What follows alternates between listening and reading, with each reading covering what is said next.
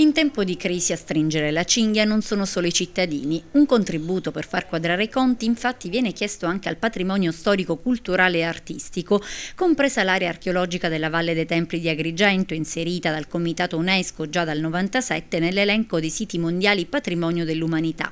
Come detto, anche per la cultura è tempo di crisi. Per il solo anno 2011, infatti, fanno sapere da Parigi, dove ha sede l'Organizzazione delle Nazioni Unite per l'Educazione, la Scienza e la Cultura, l'UNESCO deve colmare un disavanzo di cassa di circa 65 milioni di dollari. Una cifra che allarma gli organizzatori, quali si dicono seriamente preoccupati per il duro colpo incassato dall'UNESCO, che privata di un fondo pari a 43 milioni di euro, ovvero il 22% del suo bilancio totale, sarà costretta a mettere in campo provvedimenti restrittivi come la sospensione dei programmi e lo stop forzato alle missioni degli ispettori per la tutela dei luoghi patrimonio dell'umanità, e a dirsi preoccupato per la paventata riduzione dei finanziamenti da parte dell'amministrazione degli Stati Uniti e anche il sindaco di Agrigento Marco Zambuto, per il quale i previsti tagli non solo danneggerebbero un'importante e prestigiosa struttura a salvaguardia delle bellezze artistiche e culturali mondiali come l'UNESCO, ma avrebbero anche delle pesanti ricadute sull'intera economia dei siti riconosciuti patrimonio dell'umanità